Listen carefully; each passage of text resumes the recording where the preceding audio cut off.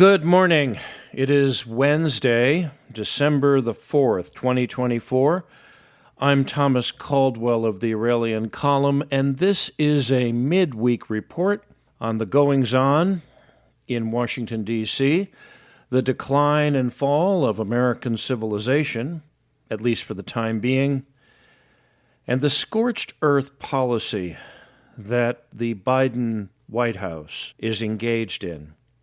The Biden White House, that's a term that I believe years from now will be echoing through infamy.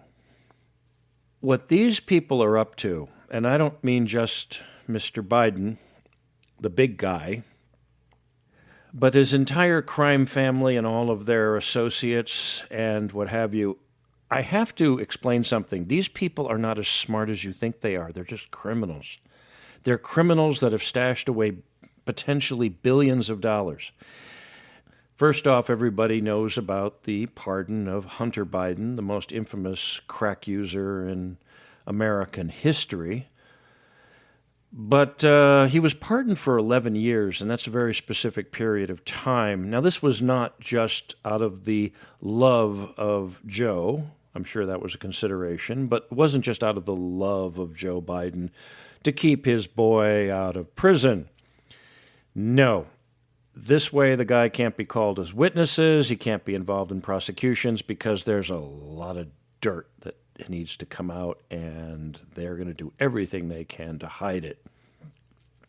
As I've said, Biden voter will be eventually an idiom for a naive, uninformed fool in the American lexicon, because those of us who had eyes to see knew what these people were about.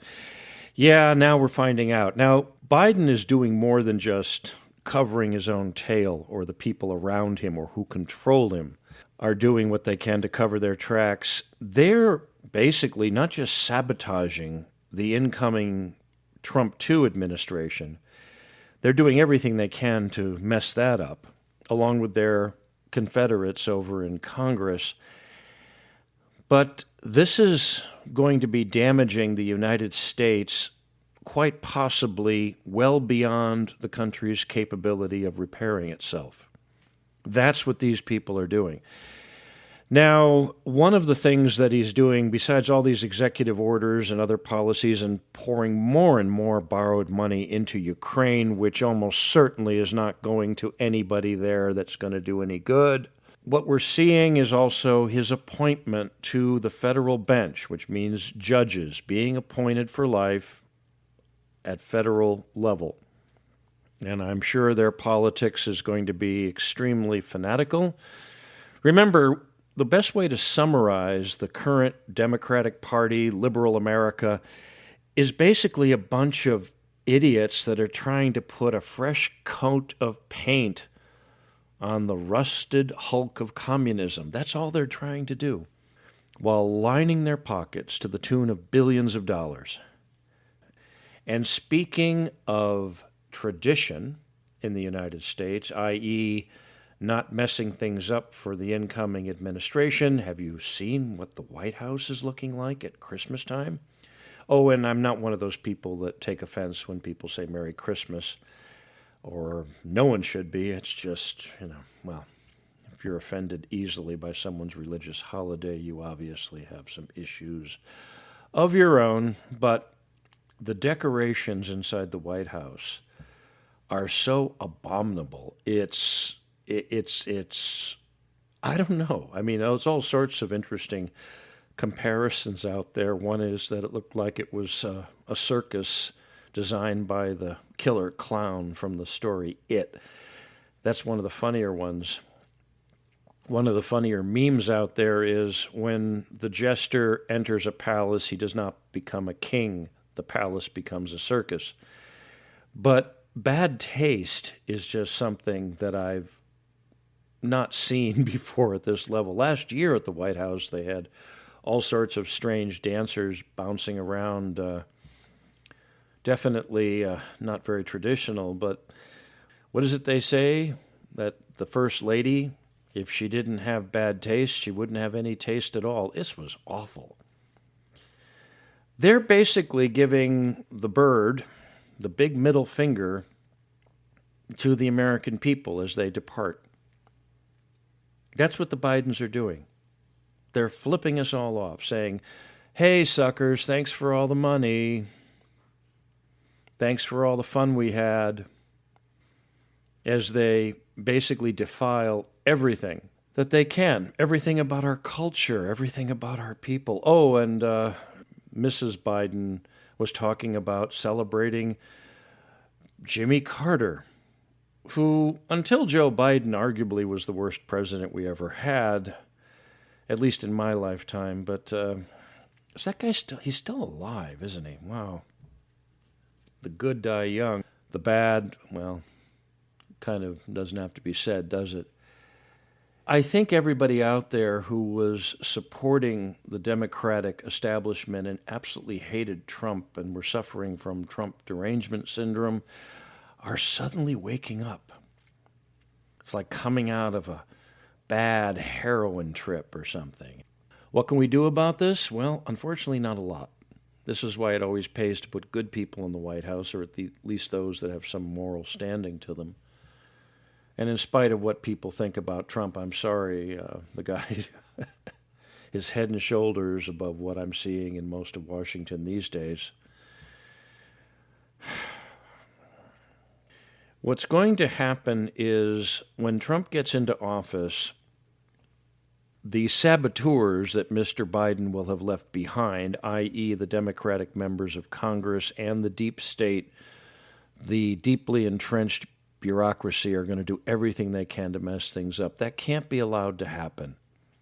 Because if the United States cannot pull itself out of this dive, it's going to crash. And it's going to crash badly. This is the thing about criminals, people. They're not smart by definition.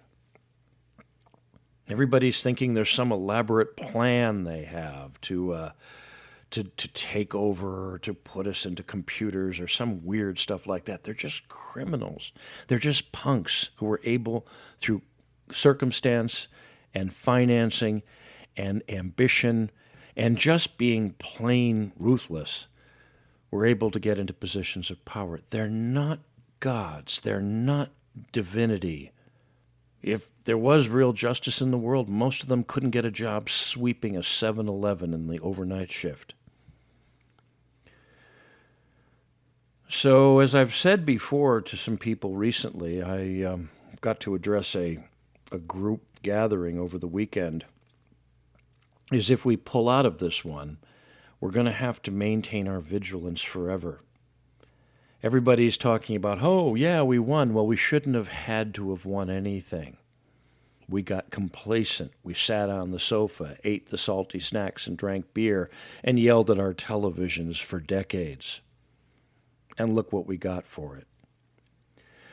When Trump comes into office next month, there's going to be a hell of a lot of damage that's going to have to be repaired. What you're seeing is the political equivalent of the rioting we saw back in 2020. People just trying to burn it all down as they grab as much loot as they can and jump into their cars and leave town. I hope that in the ensuing decades, every member of the Biden family that profited from the ill-gotten gain that they've obviously collected for themselves is shunned by everyone in society. They are not to be involved in politics. They are not to be involved in important decisions of business. They grabbed their loot and ran as two-bit hoodlums. The price of liberty is eternal vigilance. And if we pull out of this one, people, well, we're going to have to remain vigilant for the duration of the Republic and beyond. That's all for today. If you appreciate my work, please like and subscribe and share. Share with your friends and share with your enemies. I can be reached at feedback@aureliancolumn.com. That's feedback@aureliancolumn.com. I'm also up on X. My handle there is MICCAMPEN. That's MICCAMPEN. I'm on a few other places in the social media world. I am not on Facebook. So until we meet again, be good, be safe, be vigilant, and remember, Clown World and the Deep State must be destroyed. Good day.